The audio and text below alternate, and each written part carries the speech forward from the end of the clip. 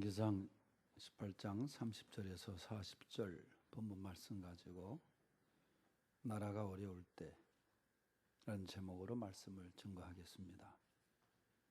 물론 본문의 배경은 이스라엘의 그 어려움, 시국, 이스라엘이 난국에 빠졌을 때 상황을 그린 본문입니다마는 그 현실과 지금 우리나라의 현실이 매우 유사한 아주 어려운 상황에 있기 때문에 오늘 본문을 정했습니다. 우리가 잘 알듯이 지금 이 나라는 매우 어려움 속에 있습니다. 얼마 전에 우리나라 성인 남녀 10명 중에 8명이 이민을 가고 싶다, 그렇게 응답을 한 일이 있습니다. 이 나라를 떠나서 그저 다른 나라에 가서 살고 싶다는 거예요. 특히 지난주에 발생한 포항 지역 지진으로 인해서 온 국민이 불안해하고 있습니다.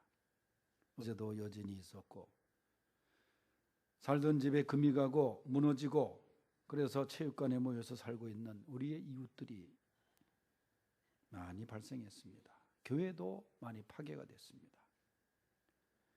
이제 우리나라도 지진 안전지대가 아니다, 그렇게 말합니다. 어려운 상황 속에서도 이런 지진까지 발생했으니 참으로 참 힘든 나라 상황임에 틀림이 없습니다. 이번 지진을 보면서 문득 마태복음 24장 7절 이하에 주님이 말씀하신 세상 끝 징조가 이러하니라. 민족이 민족을, 나라가 나라를 대적하여 일어나겠고 곳곳에 기근과 지진이 있으리니 이 모든 것이 재난의 시작이니라. 그 말씀이 떠올려지는 것은 왜 그런지 모르겠어요. 정말 나라가 걱정입니다. 비상시국이라고 할 수 있을 정도입니다.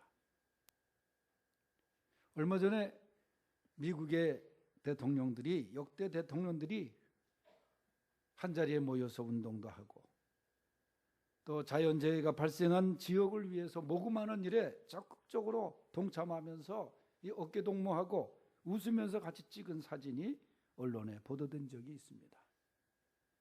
공화당 대통령이었던 민주당 대통령이었던 간에 대통령을 끝내고 다 나라 걱정을 하면서 한 마음이 돼가지고 그렇게 그 일을 위해서 머리 맞대고 그 다음에 모여서 그 논의하고 있는 모습을 보면서 왜 대한민국은 저런 지도자가 없을까? 왜 대한민국은 땅도 좁은데 왜 저런 그 정치적인 그런 화합과 저런 모습이 없을까? 그런 생각을 한번 해보았습니다. 보복과 복수에만 전념하고 있는 그 정권이 등장할 때마다 얼마나 우리가 과거로 후퇴하고 앞으로 가지 못하고, 물론 잘못된 것은 뜯어 고쳐야 되고 시정해야 되지만은 과거에만 사로잡혀 있는 그 정치적인 현실을 볼 때에 참 안타깝기 짝이 없습니다. 오늘 본문에 보면 엘리야 시대 때 이스라엘이 매우 어려웠습니다. 당시 지도자는 아합이라는 사람입니다. 아합이라는 사람이 성경에 보면은 하나님 보시기에 악을 행하였더라, 그런 말로 표현해요. 지도자가 악을 행했습니다. 그리고 그 안에 이세벨은 한술도 떠서 바알신을 숭배하는 우상 숭배자였습니다. 그리고 하나님의 선지자들을 잡아 죽이는 일에 앞장섰던 여자였습니다. 그러니 하나님께서 그 모습을 그대로 보시겠어요? 놔두겠어요? 하나님을 버리면, 아니 하나님이 버리시면 모든 것이 다 허무하게 끝나게 되는데, 그러한 상황에서 하나님의 사람 엘리야가 나서서 외칩니다. 우리나라가 지금 이렇게 살면 망한다. 우리나라가 이렇게 되면, 지금 이렇게 살아가면 하나님의 심판을 면치 못할 것이니라. 그러면서 백성들에게 각성을 외칩니다. 그가 제안한 것이, 너희가 정 그렇다면 여호와 하나님을 섬기는 나와 바알신과 아세라신을 섬기는 저 선지자들과 한번 갈멜산에 모여서 대결을 하자는 거예요. 엘리야 혼자와 450명의 바알신을 따르는 그 자들과 역사적인 대결을 펼칩니다. 그 방법이 뭐냐 하면 서로가 송아지를 잡아서 나무 위에 올리고 엘리야는 여호와 하나님의 이름을 부르고 바알신을 따르는 자들은 바알신을 불러서 그 위에 불로 응답을 받는 신이 참신이요 하나님이라는 것을 증명하자는 거예요. 숫자가 많은 바알신을 따르는 자들이 먼저 시작을 합니다. 아침부터 대낮까지 송아지를 장작 위에 올려놓고 아무리 바알신의 이름을 불러도 응답을 받지 못합니다. 결국에는 조급한 나머지 칼과 창으로 자신들의 몸에 상처를 내면서 부르짖기까지 했지만 전혀 반응이 없었습니다. 다음으로 엘리야가 행동에 들어갔습니다. 장작 위에 송아지를 올려놓고 그 위에 물을 3번 붓습니다. 물이 흥건히 그 다음에 흘러서 젖은 나무 그리고 도랑에까지 물이 찼습니다. 엘리야가 기도합니다. 하나님의 불이 내려와서 번제물과 심지어는 나무와 돌과 흙까지 다 태웠다는 것입니다. 갈멜산의 승리가 바로 이것입니다. 그 광경을 본 바알 선지자들이 놀라서 도망을 칩니다. 엘리야는 저들을 끝까지 따라가서 전멸을 시켜라. 여러분, 엘리야 시대 때 말씀드린 대로 지도층이 부패했습니다. 무엇보다 우상 숭배가 성행했습니다. 신앙적인 위기가 많았습니다. 이때 나라가 얼마나 어려웠겠습니까? 이 어려웠던 이스라엘 시기, 지금 어려운 우리 이 나라의 현실, 엘리야가 그 시대에 어떻게 갈멜산의 승리를 이룩했는지, 어떻게 어려웠던 나라의 위기를 극복했는지 오늘 본문을 통해서 살펴보겠습니다. 첫째는 뭉치는 운동을 일으켰습니다. 30절 말씀을 다 같이 한번 다시 읽겠습니다. 시작. 엘리야가 모든 백성을 향하여 이르되 내게로 가까이 오라. 백성이 다 그에게 가까이 가매 그가 무너진 여호와의 제단을 수축하되. 아멘. 엘리야가 첫 번째 외쳤던 것은 백성들에게 다 내게로 가까이 오라 그랬어요. 엘리야에게 가까이 오는 것은 하나님께 가까이 나오라 그 말이에요. 믿음으로 가까이 모이라는 거예요. 백성들이 다 그에게 가까이 갔다는 거예요. 그리고 무너진 여호와의 제단을 다시 쌓았다는 거예요. 우리는 무너진 이 제단을 다시 쌓아야 되고 멀리 있던 하나님께 더 가까이 가야 되고 그러기 위해서 우리가 힘을 모으고 하나가 되어야 된다는 거예요. 국론이 분열되고 네 편 내 편을 가르는 것은 결코 나라가 부강하게 가는 길이 아닙니다. 지금 이 나라는 좌로 우로 보수로 진보로 너무 심하게 갈려져 있지 않습니까? 나랑 생각이 다르면 다 적으로 봅니다. 심지어는 뭉치고 단결해야 할 군대도 모래알처럼 흩어지고 있다 그 말이에요. 어제 경성남도 창원지법에서 이런 판결이 있었습니다. 부장판사 한 사람이 상관모욕 협의로 재판에 넘겨진 병사에게 무죄를 선고했습니다. 무죄를 선고받을 만하면 받아야죠. 물론 군법을 하다가 이 민간법정으로 간 것은 이 친구가 이제 전역을 했기 때문에 재판이 넘어갔습니다만은 이 친구가 사격장에서 훈련을 받고 있는데 여러분 사격장 훈련 군기는 아주 셉니다. 왜냐하면 거기는 총알을 다루고 총기를 다루기 때문에 흐트러지면 사고가 많이 나요. 저도 처음으로 총사격할 때 이 어깨에다 밀착을 하고 그 다음에 쏘라고 하는 그 계속해서 그 훈련을 그 순간을 위해서 훈련을 얼마나 받는지 몰라요. PRI 맞는지 모르겠다. PRI 뭐 피가 나오고 알이 배기고 그래서 PRI라는데 그런데 그렇게 군기를 잡고 하는데 사고가 난 거예요. 내 옆에 친구가 그것도 지금 서울에서 목회 잘하고 있는 친구 목사가 아이고 창피하더라고. 제 친구가 사고 나니까 그것도 모르는 내 옆에 친구가 사고 나 여기 붙이라고 했으면 붙이고 쌓이지 제대로 안 붙이니까 이게 쏘는데 반동이 튀어가지고 이 안경이 깨졌어요. 그래서 그냥 우리가 얼마나 그때 기합을 받았는지 몰라. 사격장 그 군기가 그렇게 센 거예요. 그런데 이 대위가 통제관이었었는데 병사 하나에게 똑바로 서 있으라고 자세가 그러면 안 된다고 지적을 받으니까 그게 이제 보통이 저걸로 하거든요. 메가폰으로. 그 말을 했다고 간부는 소리 질러도 됩니까? 뭐 그렇게 항의를 한 거예요, 친구가. 그러니까 사격장 그 통제관이 너 내려가 밑으로. 그러니까 자기가 쓰고 있던 모자를 땅바닥에 집어 던지면서 욕을 하면서 내려간 거예요. 여러분 그렇게 해서 지휘 체계가 서겠냐 그 말이에요. 그래서 상간모욕죄로 군법에 해비됐는데 이제 제대로 하니까 그러면 그게 2년 이하의 징역 아니면 금고에 처하도록 되어 있는데 판사가 죄가 없다고 무죄를 그래도 하루 정도 유치장에 집어넣던가 그러지 무죄라고 해서 때린 거예요. 무죄. 여러분 그게 그러면 앞으로 군대가 이 지휘관이 지휘하는데 따르겠어요. 그게 군대 생명이 명령인데 이게 지금 우리 대한민국의 현실의 모습 중에 하나예요. 뭉치면 살고 흩어지면 죽는다. 이 말은 원래 이승만 대통령이 한 말이 아닙니다. 미국의 벤자민 프랭클린이 영국과의 전쟁을 하면서 통합을 위해서 외친 구호였습니다. 이것을 이승만 대통령이 해방 후에 좌우로 갈려져 있는 이 분열된 이민족을 바라보면서 단결을 호소하면서 인용해서 한 말이 뭉치면 살고 흩어지면 죽는다 그 말이에요. 여러분 편가르기를 좋아하고 분열의 역사가 길어지면 결국 희망이 없는 겁니다. 엘리야가 모든 백성을 향해서 다 하나님 앞에 나오라. 하나님의 무너진 제단을 우리가 다시 쌓자. 백성들이 하나같이 힘을 합쳐서 다 나왔다는 거예요.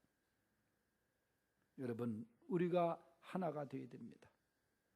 잃었던 신앙 열심을 다시 회복해야 됩니다. 아방에게 나가는 것이 아니라 바알 앞에 나가는 것이 아니라 여호와 하나님 앞에 나가는 것입니다. 여러분 우리가 과거에 IMF 시절에 금모으기 운동을 했던 것을 기억하십니까? 전 세계가 놀랐던 우리 국민들의 그 뭉쳤던 그 힘이 있지 않습니까? 나라 경제를 살리기 위해서 너도 나도 장롱 속에 있던 금을 모았던 시절이 있었던 이 나라. 여러분 다시 우리가 회복해야 돼요. 하나가 되어야 합니다. 그래서 그것이 우리의 살 길이요 나라가 다시 일어설 수 있는 길이라는 것입니다. 두 번째는 엘리야는 나라가 어려울 때 기도 운동을 일으켰습니다. 36절 37절을 읽겠습니다. 시작. 여호와여 내게 응답하옵소서. 내게 응답하옵소서. 이 백성에게 주 여호와는 하나님이신 것과 주는 그들의 마음을 되돌이키심을 알게 하옵소서 하며 엘리야의 기도였어요. 엘리야가 하나님 앞에 간절히 기도합니다.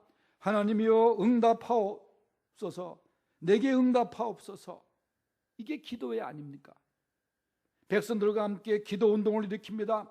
하나님을 부르짖습니다. 에레미야 33장 3절에도 너는 내게 부르짖으라. 그리하면 내가 내게 응답하겠고 네가 알지 못하는 큰 비밀한 일을 네게 보이리라. 하나님은 부르짖는 기도를 좋아하시는 분이에요. 우리가 지금 부르짖을 때가 아닙니까? 엘리야는 하나님 앞에 부르짖었어요. 하나님 내게 응답하옵소서. 내게 응답하옵소서. 아브라함과 이삭과 야곱의 하나님이요 이 백성이 하나님이신 것과 내가 하나님의 종인 것과 주의 말씀대로 모든 일을 행하는 것을 오늘 알게 하옵소서. 응답하옵소서. 기도하는 거예요. 하나님만이 역사의 구원자시고 다시 살리시는 분이심을 알게 해달라는 기도입니다. 바알을 더 좋아하고 추종하는 인간들이 얼마나 많은 시대입니까? 사탄의 계략에 넘어가는 사람들이 얼마나 많습니까? 엘리야와 백성들은 하나님을 하나님으로 모시고 살게 해달라고 기도합니다. 그동안 하나님 자리에 앉아있던 모든 것을 다 내려놓고 하나님 앞에 기도를 드립니다. 사람의 강팍한 마음은 사람의 결심으로 수양으로 변화되는 것이 아닙니다. 하나님께서 하셔야 되는 것입니다. 이것을 엘리야가 잘 알고 있었어요. 기도는 인간의 위기를 하나님의 기회로 바꾸는 힘이 있습니다. 여러분, 우리가 어렵습니까? 때때로 위기와 같은 감을 느낍니까? 바로 그때가 하나님의 기회입니다. 하나님이 역사하실 수 있는 기회입니다. 이사야 58장 9절에 보면 네가 부르짖을 때 나 여호와가 응답하겠고 내가 여기 있다 하리라 말씀하셨습니다. 지금 우리가 여호와께 부르짖을 때입니다. 갈멜산의 승리를 경험할 때입니다. 바로 나라가 어려울 때 우리는 기도해야 됩니다. 기도하는 용사들이 다 될 수 있기를 축원합니다. 세 번째는 엘리야가 부흥운동을 일으켜서 나라가 어려울 때 일으켰습니다. 39절에서 40절을 읽어봅니다. 시작.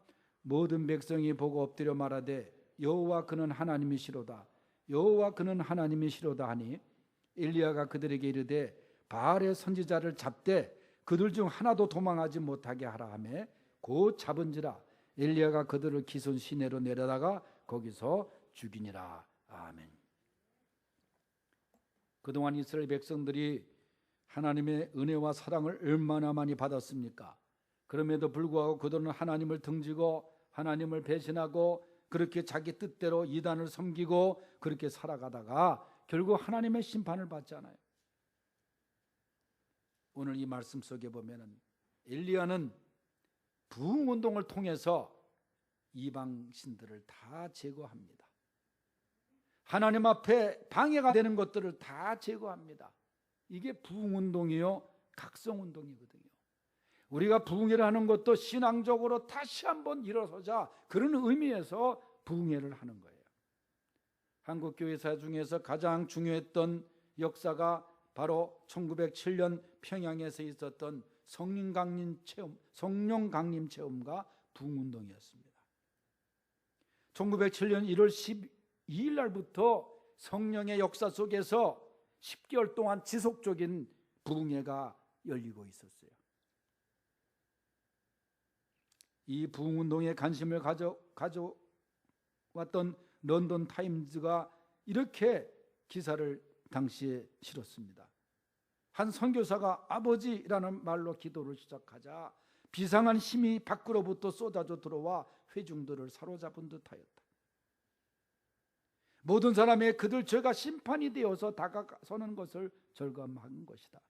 어떤 이는 벌떡 일어나서 자기의 죄악을 다 털어놓으며 통곡하고 어떤 이는 말없이 그 죄의 아픔을 견디지 못하여 마루바닥을 머리로 찢는 이들도 있었다.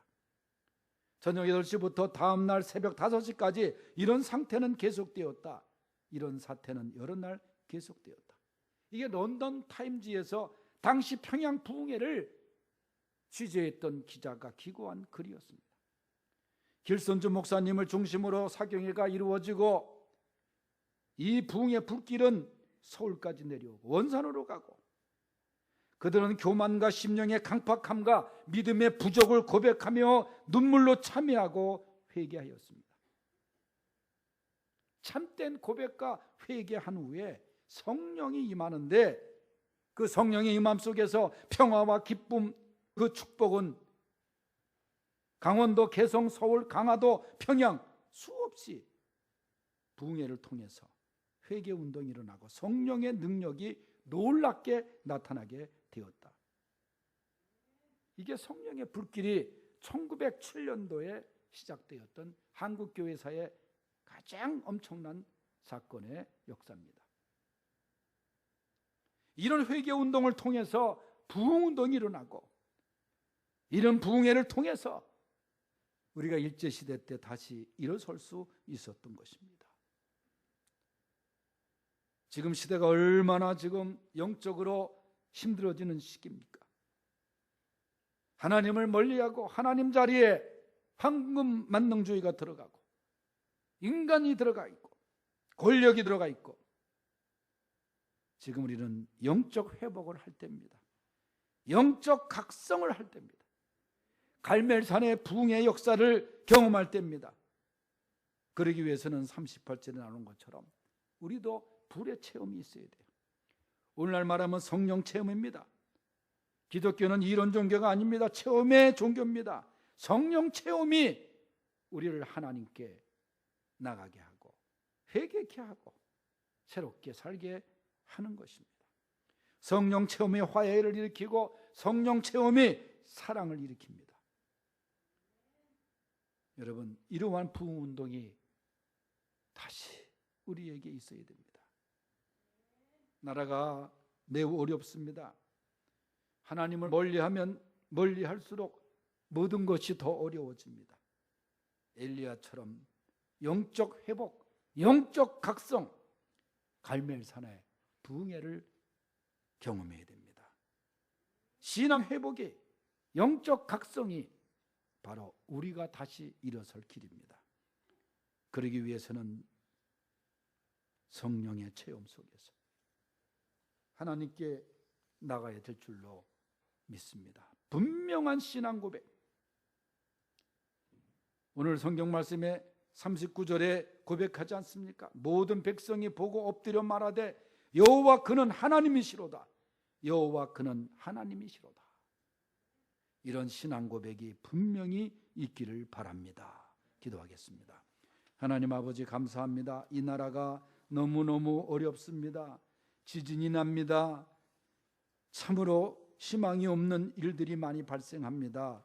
역사의 주인 되시는 하나님이시여, 이 나라를 굽어 살피시사 다시 일어설 수 있는 부흥의 불길을 허락하여 주시옵소서.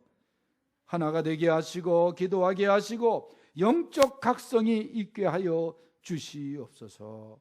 예수님의 이름으로 기도하옵나이다. 아멘.